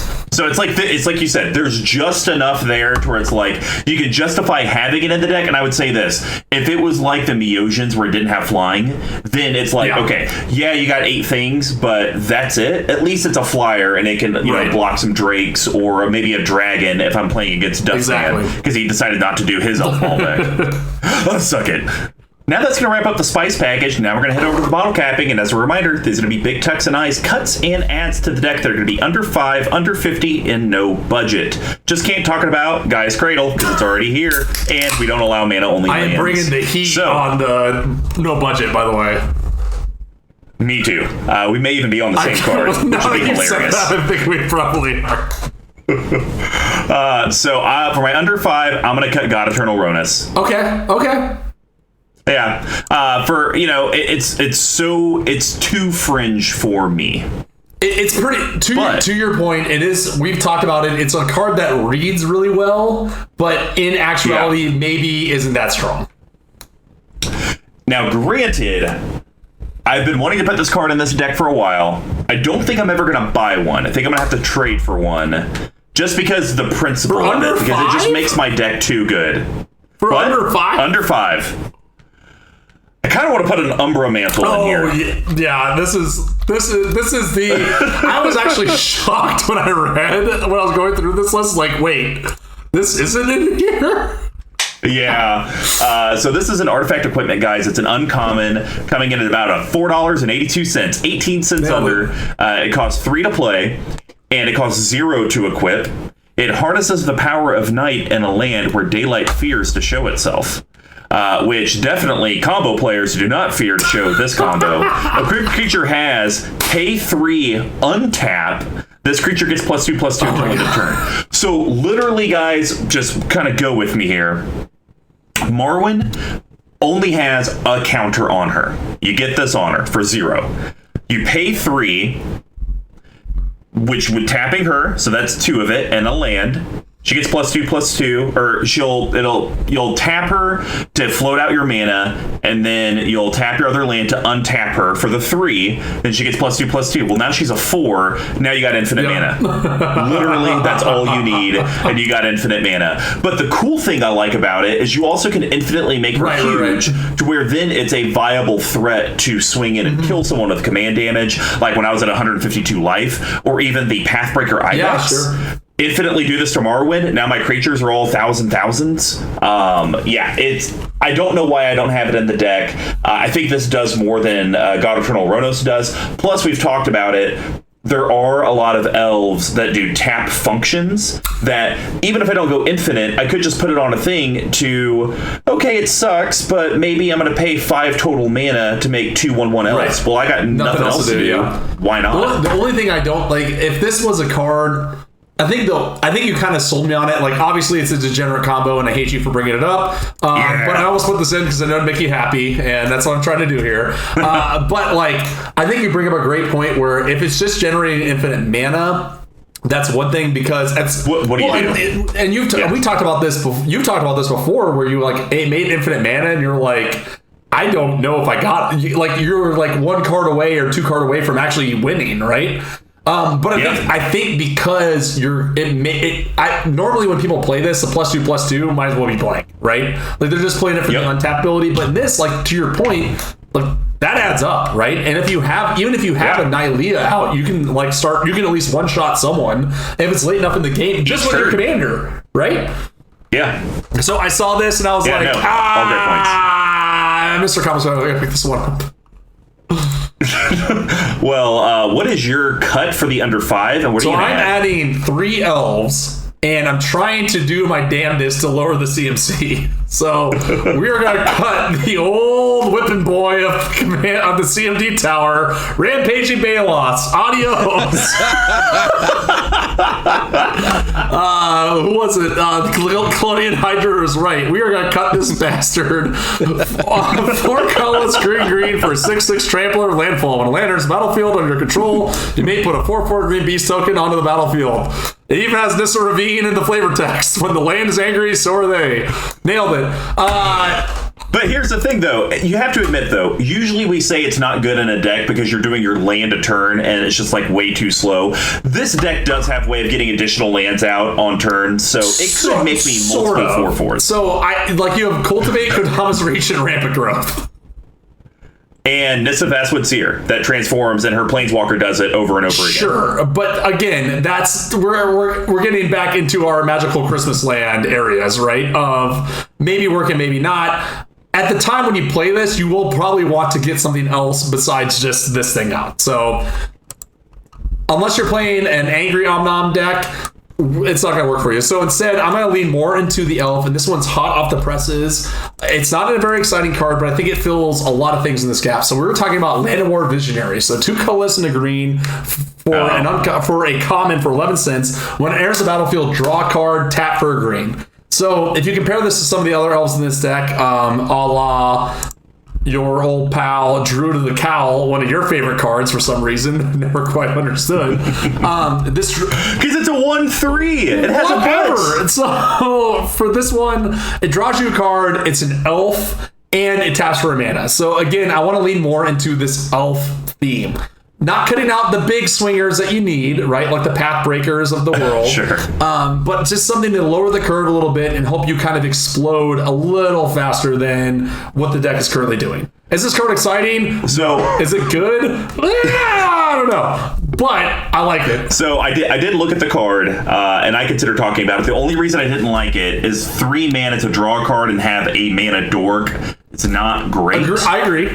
And I feel like if you look at all the 3 mana elves in this deck, 'cause I feel like I probably have most of the premier ones. They all do something very impactful. Whether it's all my elves get +1/+1, and then I can tap them to make elves. So I don't hate it, but I would almost say instead of doing Llanowar Visionary, I would need to do like Harmonize. All right. Well, I think that's pretty much all we can say about Llanowar Visionary. Let's head over to the under 50, and I'm going to cut a card that you may be very shocked that I'm cutting. Door of Destinies. So this is a 4 colorless artifact. It's coming in at about $7.40. It's a rare. Door of Destinies ETBs choose a creature type. Whenever I cast a spell of the chosen type, put a charge counter on it. When the creatures I control of the chosen type get +1/+1 for each charge counter on Door of Destinies. The reason I'm cutting it is because I do have enough things that make tokens or double tokens, like doubling Season and Parallel Lives. We didn't talk about those.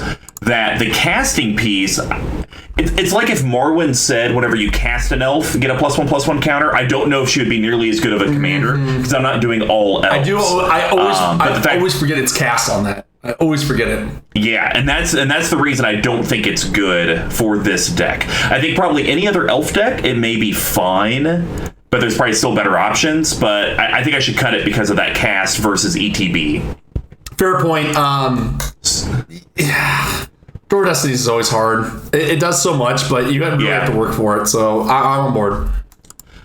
Like, Coat of Arms would almost be better than Door of Destinies, in my opinion, for this deck. Yeah, I would agree with that.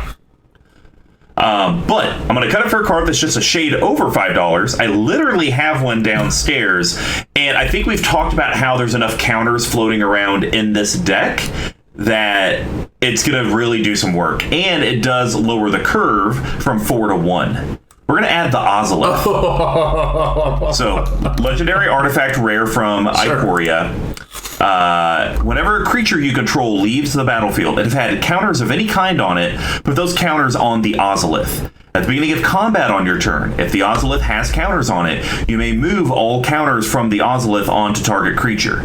So, here's what I really like about this card. Where my deck has struggled is, like Big Tuck talked about, you kind of like slivers or goblins, you ramp out super hard, you empty out your hand, you get board wiped, and you're like, well, shooting a biscuit. I got nothing else to do, and I don't even have a way to beef. Yeah, and I don't even have a way to beef Marwyn back up because I have no elves to play.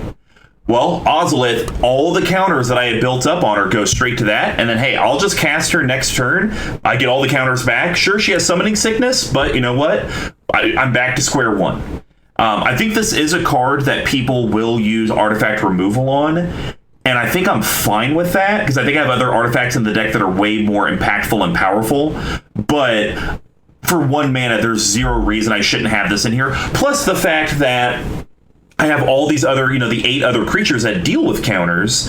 Like, goodness. Yeah. I mean, that could just start doing some stuff. If this card costs 5, it's, like, unplayable. But the fact it costs 1 and the barrier for, like, it's similar in scope to, and I'm kind of shocked this isn't coming in yet, Altar of the Brood, which I was baffled when this wasn't in there. But it's, like, it's very much in the same scope where it comes out early enough where you're just, like, well, there's got to be there has to be something worse coming, right? But at the same point, it's the same thing, drips and drabs, right? Like Jorger Warcaller, you multi-kick it a couple of times, comes out with 3, someone spot removes it. Okay, fine, fair enough. Put it on the Ozolith. And I think the thing I like the most about this card is it's may. You may move the counters. You never have to, which kind of makes it a little bit more of a juicy target for removal. Sure. But I think that's just where you're using good judgment to where if it's a May and you're passing it up and you got like 15 counters on it, that's kind of your own fault. So, and I think you brought up an amazing point that I wanted to bring up. If you have the Ozolith and you got your Jorga Warcallers, you have your Marwyns, you have your Forgotten Ancients, and they have a lot of counters, people are really going to have to decide, what do I remove? Do I do the creature, but then the Ozolith gets it? But do I do the Ozolith, and then maybe someone else can get rid of the creature? Like, what do I do? And I don't want to necessarily destroy all creatures and all artifacts, like an austere command, because then that's going to screw my board, and I'm going to lose all my mana rocks. Like, it really puts them in a Vivian's choice of a decision. And the last thing, which I always forget on this card, it's at beginning of combat on your turn. Not upkeep, not at the beginning of your next turn. The same turn when you have this out, you can put it onto your commander or one of these other creatures. Yeah, can I go ahead and do that? And then I'll Pathbreaker Ibex, put all the counters on that, and then I'll swing and I get another trigger? That adds up. Disgusting. Or Colonian Hydra? Oh, God. Yeah, you need one of these. Is this ever gonna? Do you think this is ever gonna drop to like $2-3? I know it's like 5-ish now. Probably not. I don't know if it. I doubt it. I mean, it could drop to 4. For a little bit. If anything, I see this going up in price because counters matter, because it doesn't even say +1/+1 counters, it just says counters, and we just had that commander come out with all the counters matter type stuff. And so if they keep doing this type of stuff, it's only going to go up. And the reason I have an extra, because I ripped it, but I was going to try to put it in a future tribal deck that I won't spoil what it is, but it has like 31 of the same creature in there. I was looking at it for that deck because that deals with counters to an extent, but it's like, no, that's the counters in that thing is just really fringe, like, because the commander does it. I think in this deck it probably has a home. What do you got for your under 50? This is a weird one. Okay. I'm actually going to cut Gauntlet of Power. What? Yeah, so I have a lot of reasons. So let me read off the card first. 5 colorless for an artifact. It's a rare. Blasphemy. From Time Spiral, so we'll probably be seeing a reprint of this coming up soon. If you listen to the podcast episode, sell mine before it drops in price. Listen to the opposite podcast episode earlier in the week. As it comes into play, choose a color. And this is what I don't like. Creatures of the chosen color get +1/+1. Whenever a basic land is tapped for mana of the chosen color, its controller adds 1 mana of the color to his or her mana pool. So, if this said, like, name a basic land type, then your snow-covered forests are going to come into play here, right? However, green is played all over the place.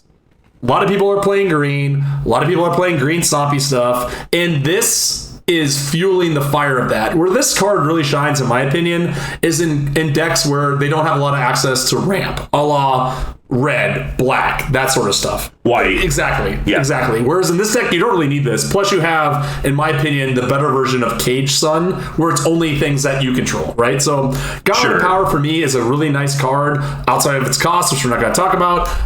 But in this deck in particular, I just don't think you need it. You know what I mean? I will hear you out for your replacement, but it's going to be really hard to convince me not to keep it in. Because usually when I play that card, it's like, okay, I have enough to where if I play this, I'm going to win. It's like it's almost kind of like Zendikar Resurgent? I keep wanting to say Zendikar Resurgent.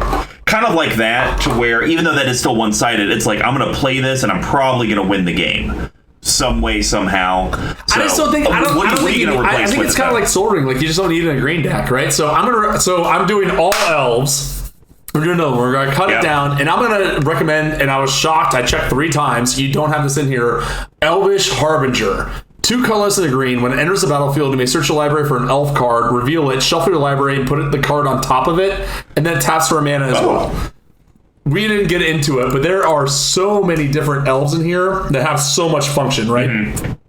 Even as a soft elf ball deck as it is, we didn't talk about like Eldrami, Lord of Leaves. We talked about Azuri. We talked about even Nissa, that elf, right? Like there's so many good targets for this. Just be able to draw a card on curve. Plus it adds into Marwyn. Plus it adds into your mana ramp with that thing. And it's only coming in at $3.57. So in my opinion, I like this better than Gauntlet of Power, just so the sense that it effectively draws you a card in a weird way, right? And also ramps itself and plays into everything else that we're talking about in the deck, right? Like I think if we bump that elf count to 25, 26, this deck's gonna go off a lot faster and have a lot more reach to it. I fully support this card. I put my stamp of approval. This is kind of what I was talking about when you kind of brought up the visionary. Like a 3-mana elf should be very impactful. Fair point, yeah. And I feel like a tutor ability, and even though this is a mono green, being able to add 1 mana of any color to my mana pool, those are 2 effects that are very that's great. Like this would even do well in my Karametra deck. Yeah, I completely agree. And like it's effectively an overcosted worldly tutor that if you care about elves is a fairly costed worldly tutor, right? So Gauntlet of Power, that's a personal preference, but I'm sure there's something in here that you can cut for this guy. Fair. All right, we're on to personal recommendations. So here's the thing. I'm gonna talk about my cut, and then I'm going to give hints about what I'm gonna add, because I'm pretty sure we're adding the same card. I'm gonna cut Nissa Ravine. I think this is the original Nissa Planeswalker. I think you're right. Yep. So this is 2 colorless, green. It's 2 loyalty mythic from Zendikar. $7. Search your library for a... What? Yeah. Search your library for a card named Nissa's Chosen and put it onto the battlefield and shuffle your library. I'll tell you right now, the reason I'm cutting it... Big Tuck, can you tell me, do I have a Nissa's Chosen in the deck? Funny you mentioned that. I was going to talk about the green, and then I went through and looked through... Not in the deck. Also, Nissa's Chosen, bad card. It does have another +1 ability though, and it could be relevant, but I'll be honest, just in the way that the times that I've played this deck, I don't have 20 or 30 elves on the battlefield. I got like 6 or 7. +1, you gain 2 life for each elf you control. I mean, it's not nothing to plus it and gain maybe 10 or 12, but I just think I need to have something more impactful than just, I'm going to gain 10 life. And then -7 could do something, but I just don't see me ultimating Planeswalkers in this deck. outside of doubling season, which this doesn't even pass the doubling season. Oh my test. God! Not even falls close. Dramatically short. Not even close. So, -7, search your library for any number of elf creature cards and put them onto the battlefield and shuffle your library. It's very similar to where the Nissa Who Shakes the World. If you do the ultimate, you're probably winning the game. Same type of thing here, but at least Nissa Who Shakes the World can ETB with doubling season and actually ultimate, unlike this one who's going to ETB and I'm still 3 turns away. So, that's what I'm cutting.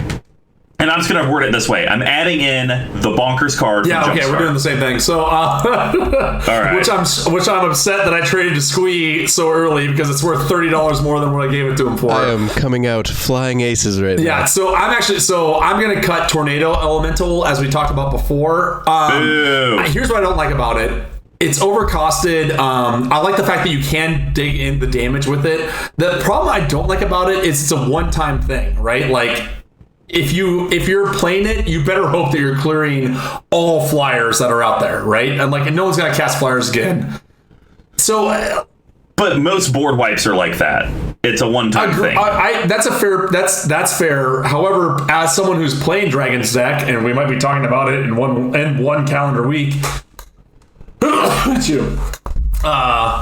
like how you just dabbed and sneezed at the same time. I'm preventing the spread of germs sneezing to your elbow. In your own home where you live alone. How dare you? Alone? Mr. Bubbles doesn't exist to you? I apologize publicly. You better Mr. do. Bubbles. You can see him in my bedroom sleeping. So,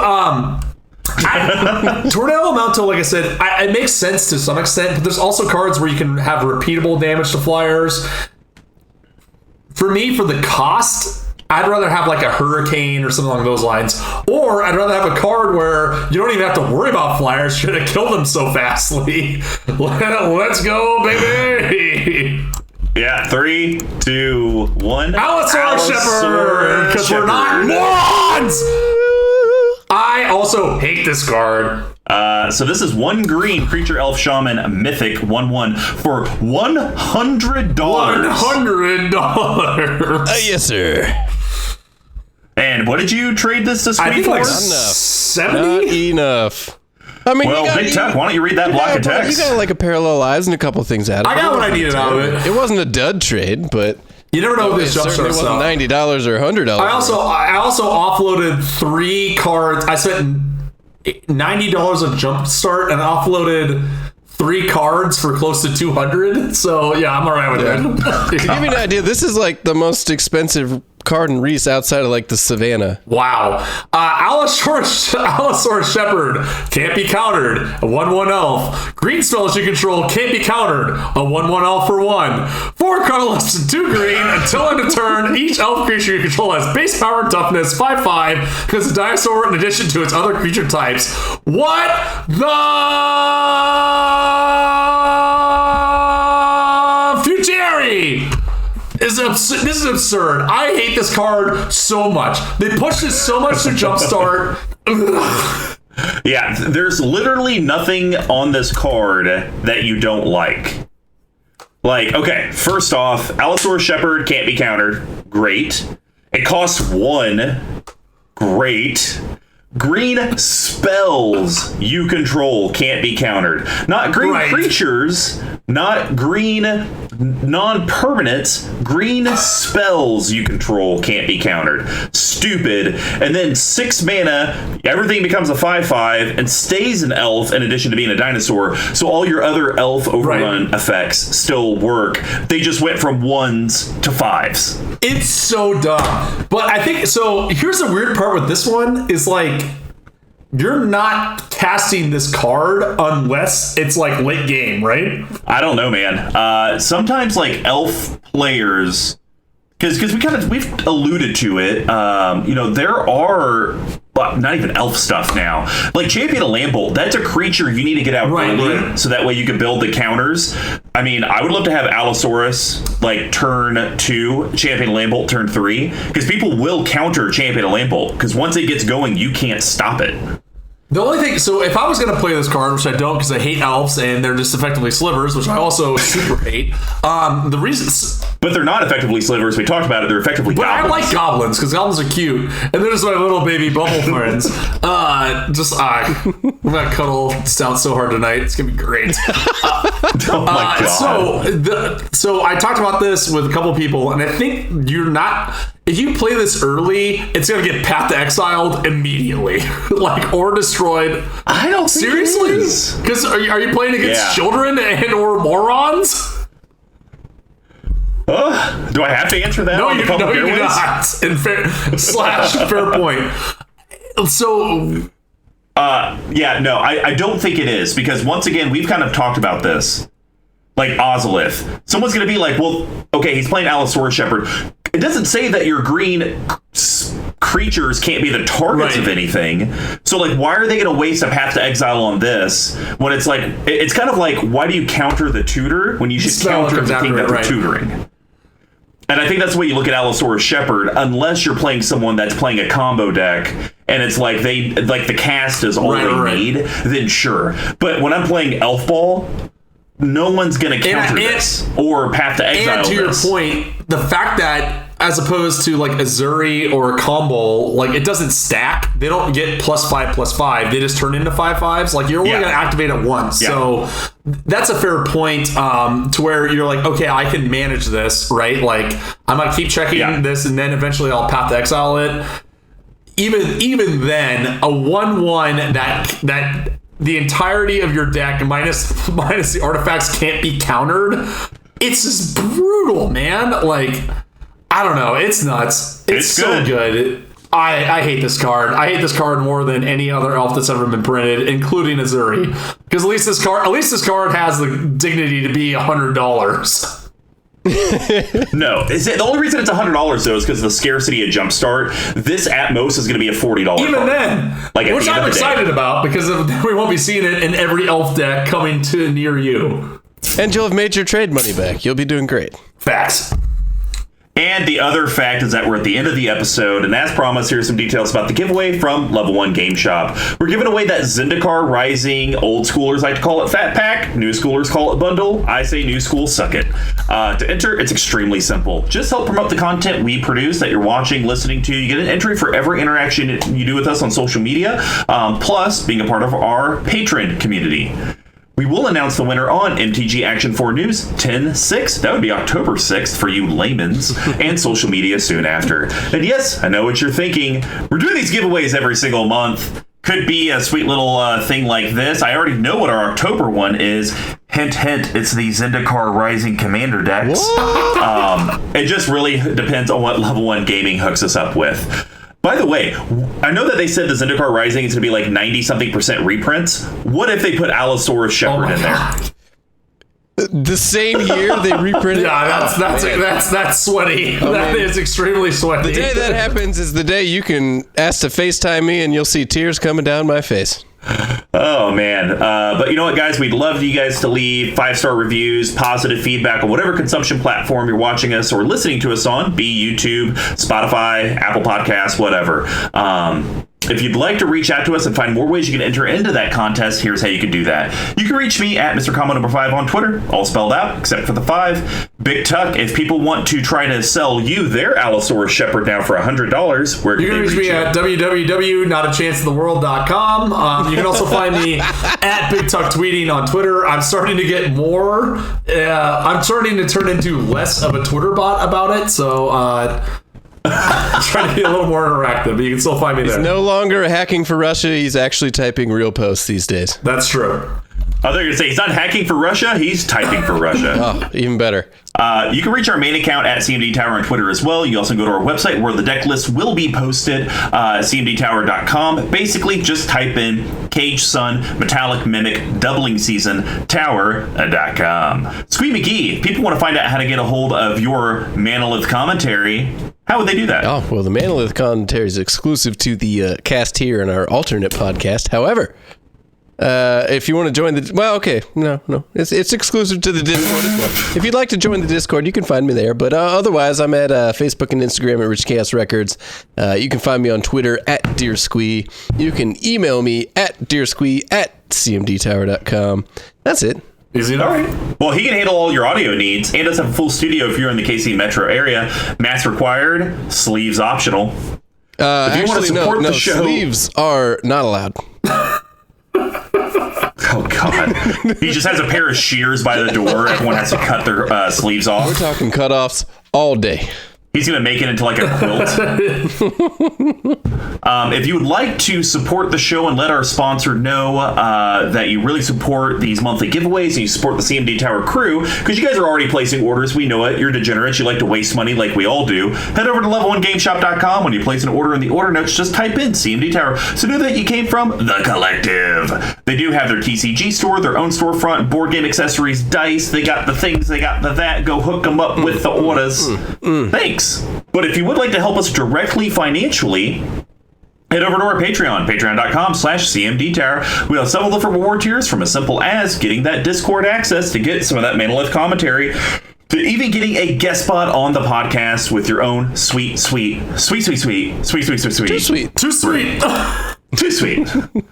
As well as each tier does give you those additional entries into the monthly giveaways. And I will say we haven't gotten a ton. Like, people seem like maybe they're not doing as much Twitter nowadays as they were when we first were starting. So a lot of our patrons are kind of cleaning the house on these monthly giveaways. So get out there and give them a run for their money. Do some retweets, people. Like some stuff. I know, we can't have Chuck the Slice win 100th month in a row. You might start seeing some entries from Squeege McGeege.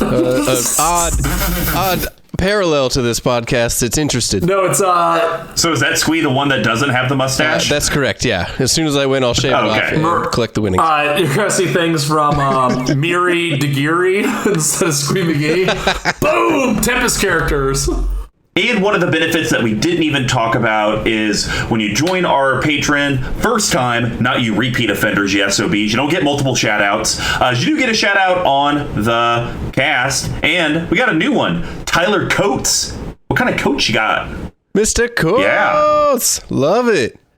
He's from Oklahoma, so it's not like he's somewhere cold where he maybe has a collection of coats, but maybe he has a sparing... I don't even know where I was going there. Squee takeover, I'm failing. Yeah, Mr. Coates, I heard that you joined Squeeze Choir, so I'm going to ask you for an audition tape. You can send it on cassette, 8-track, MP3, whatever works best for you. No. Only cassette or 8-track. That's it. Okay. Those are the only suitable forms of recording. F it. Squeeze Choir is going analog. We're doing this thing.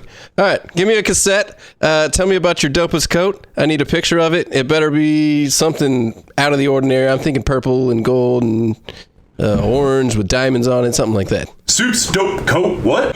Now, if you guys can't help us out from a monthly perspective, but you would actually like to get some of that sweet swag that's part of our patron community, you can head over to our store, cmdtower.com/merch. We got special bundles on there, and until we get the shipping thing figured out, all U.S. shipping's $3 regardless of what you buy. So please, take advantage of it before we figure out how to fix that problem. Yeah, fire sale. And I do want to announce the first 10 orders over $15 are going to get something special in their package. I want to find out. No. What if I give you $15? You have to order it through the site. Well, then, Squeege McGeege coming in. Yeah, you got to order through the site. Now, if you guys can't help us out financially, of course, just share the content you're listening and watching. And of course, Pink Royal, props, love ya. Keep on this bit. It's a big tuck. We're here. We're done. Marwyn's Conclave and their pets. How do you think Marwyn's Conclave handles interacting with their pets?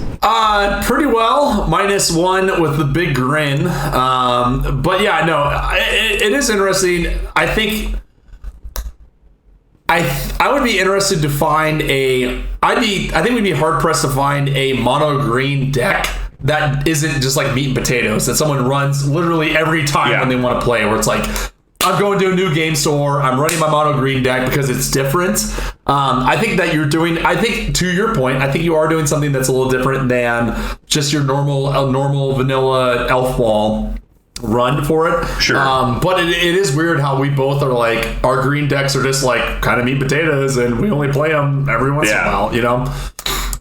But this was very fun. Yeah, I think about the only time you could really do creative mono green is like, I guess like Omnath, Locus of Mana. Yeah. Like that could be one to where it's like I'm doing like X tribal, but I guess you could do like an Omnath, Locus of Mana non-permanent deck.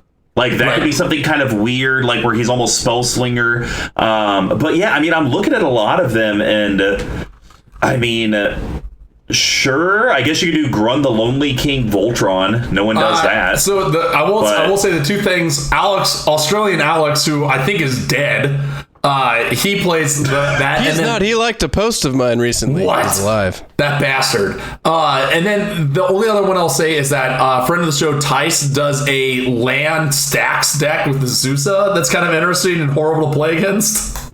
Yes, What a dick. facts. Now, granted, you know, one thing I have heard about, you could do a Jul Rael, Empress of Beasts, hate bear deck, because you pay 2 colorless green, discard 2 cards from your hand until end of turn. All lands target player controls or 3/3 creatures. So you turn someone's lands into creatures, and then you board wipe them. Suck all That's that. pretty spiteful.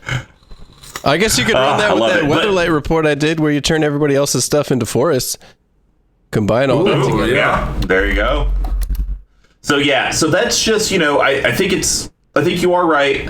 I did try to make this as creative as possible, but just if you want to win, you have to do something. Right. And I know that there's people out there that are like, well, Mr. Combo, Big Tuck, I just play it for fun. I don't like to win. You know, I just do it for the memes or the lols. Well, good for you. But I like to actually feel good about myself when I go to bed. Well, good for you. Well, that's gonna wrap it up. See ya. Suck it. Bye. Kick rocks.